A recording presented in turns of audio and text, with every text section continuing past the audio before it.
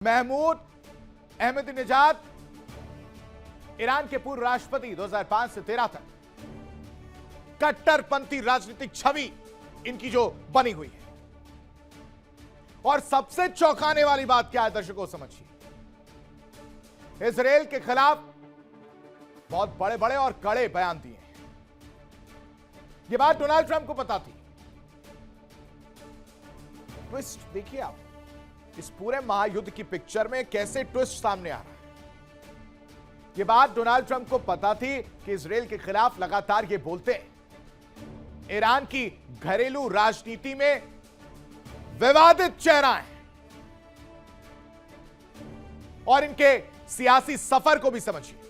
1979 में ईरानी क्रांति से इनका जुड़ाव हुआ। 1993 में प्रांतीय गवर्नर नियुक्त किए गए और 97 में पद से हटा दिए गए 4 साल में।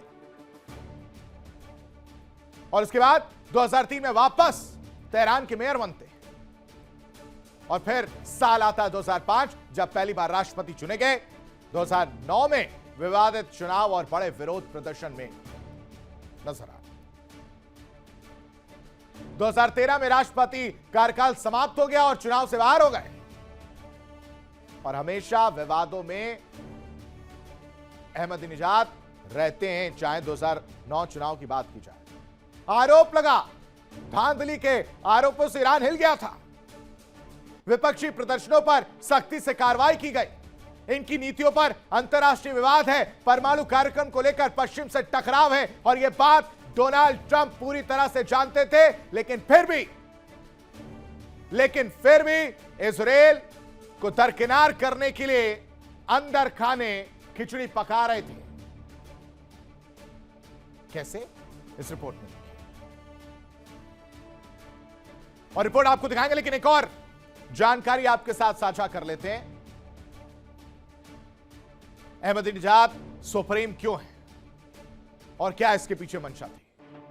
दरअसल यूएस की नजर में अगर हम बात करें, सिस्टम के अंदर से आते हैं, पकड़ है मजबूत। वो 2 बार ईरान के राष्ट्रपति रह चुके हैं और ये डोनाल्ड ट्रंप अच्छी तरह से जानते थे। ईरान की जनता में मजबूत पकड़ इनकी मानी जाती है। और तो और आईआरजीसी के अंदर गहरी पैठ भी है। आईआरजीसी के साथ अच्छा समन्वय है। देश के अंदर छवि को लेकर भी तमाम सवाल है। कई लोग इन्हें पसंद करते, कई लोग नहीं पसंद करते। और तो और शासन में रहते हुए कई फैसले इन्होंने लोक लुभावन लिए। कट्टरपंथी होते हुए भी कैबिनेट में महिला को जगह दी, ईरान जैसी जगह में। यह कहानी है इनकी। लेकिन बीजिंग को भी नहीं भूलना होगा। बीजिंग से आई बड़ी कूटनीतिक हलचल ने वैश्विक राजनीति में नया भूचाल ला दिया है दर्शकों। रूस के राष्ट्रपति पुतिन और चीन के राष्ट्रपति जिनपिंग ने संयुक्त बयान जारी कर अमेरिका की नीतियों पर खुला और बेहद तीखा हमला बोला है। यह सिर्फ बयानबाजी नहीं है, बल्कि एक नए भू राजनीतिक खेमे के उभार का संकेत माना जा रहा है।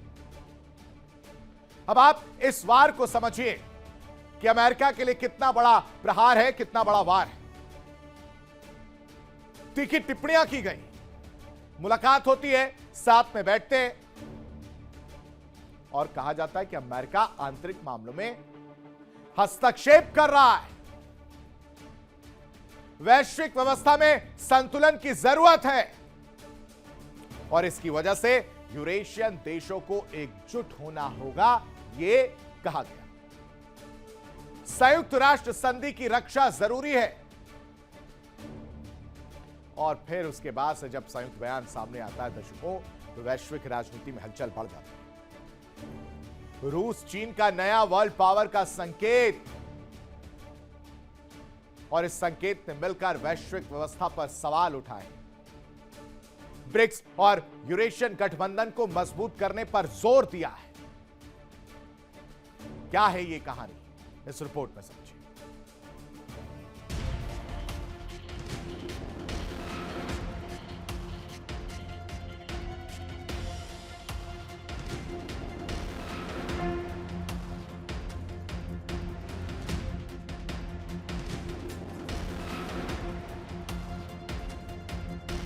पुतिन शी का वार। यूएस पर सीधा प्रहार।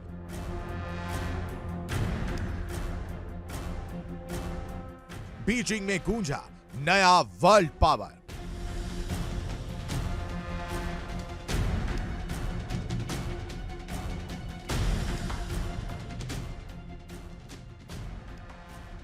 वैश्विक राजनीति के मंच पर एक ऐसा बयान सामने आया जिसने अंतर्राष्ट्रीय शक्ति संतुलन की बहस को फिर से गर्म कर दिया है।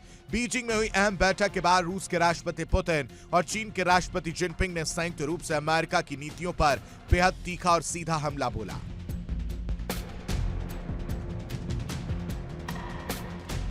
संयुक्त बयान में दोनों नेताओं ने साफ शब्दों में कहा कि मौजूदा वैश्विक व्यवस्था एक तरफा दबाव, हस्तक्षेप और प्रतिबंधों की राजनीति से प्रभावित हो रही है। बिना नाम लिए भी इशारा साफ था, निशाना वॉशिंगटन की विदेश नीति पर था। बयान के मुताबिक चीन और रूस ने अमेरिका पर 4 आरोप लगाए। दूसरे देशों के आंतरिक मामलों में हस्तक्षेप, वैश्विक स्तर पर दबाव और प्रतिबंधों की राजनीति, उत्तर कोरिया जैसे मुद्दों पर कठोर एक तरफा प्रतिबंध, अंतर्राष्ट्रीय नियमों को अपने हितों के लिए इस्तेमाल करना। बीजिंग की इस बैठक में सबसे तीखी टिप्पणी चीन के राष्ट्रपति शी जिनपिंग की ओर से आई, जहां उन्होंने अमेरिकी नीतियों को जंगल राज की नीति तक करार दे दिया। इस शब्द ने कूटनीतिक हलकों में हलचल पैदा कर दी है। पुतिन ने अपने संबोधन में यूरेशियन देशों के बीच मजबूत गठबंधन की वकालत की। उन्होंने साफ संकेत दिया कि क्षेत्रीय शक्तियों को अब स्वतंत्र रणनीतिक ब्लॉक के रूप में आगे बढ़ाना चाहिए। इसके साथ ही ब्रिक्स की भूमिका पर जोर देते हुए कहा गया कि ये मंच अब केवल आर्थिक सहयोग नहीं बल्कि वैश्विक संतुलन का महत्वपूर्ण आधार बनता जा रहा है। दोनों देशों के संयुक्त बयान में यह भी कहा गया कि संयुक्त राष्ट्र चार्टर और अंतर्राष्ट्रीय संधियों को बनाए रखना जरूरी है, लेकिन इसे समानता और बहुध्रुवीयता के सिद्धांत पर लागू किया जाना चाहिए, न कि किसी एक शक्ति के दबदबे के आधार पर।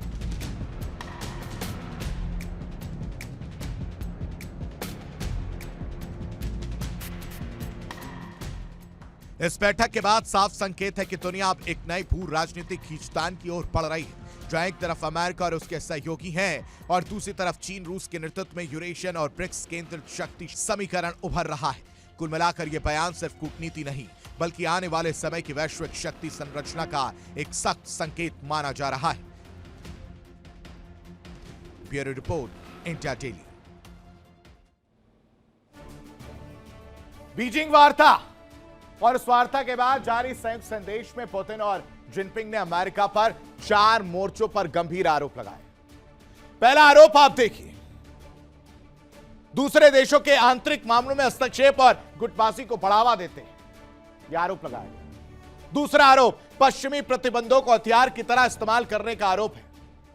सैंक्शंस को जंगल राज जैसी नीतियों का आरोप लगा है। संप्रभु देशों के नेताओं पर हमले और कूटनीतिक बहाने, सैन्य कार्रवाई, ये वो आरोप लगे हैं अमेरिका पर जिसमें जिनपिंग और पुतिन साथ आए थे।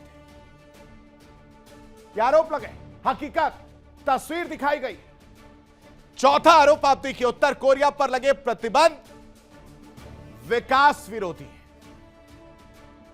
यानी इंटरनल मामलों में हस्तक्षेप करना, साथ ही साथ उत्तर कोरिया को लेकर जो सैंक्शंस के जरिए कमजोर करने की कहानी, यह सब कुछ डोनाल्ड ट्रंप कह रहे हैं।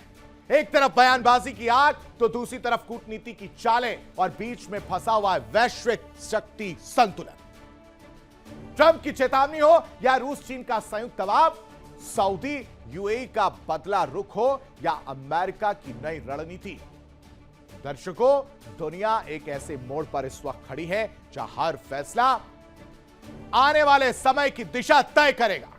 देखिए इंडिया डेली 24/7 अब आपकी स्मार्ट टीवी पर।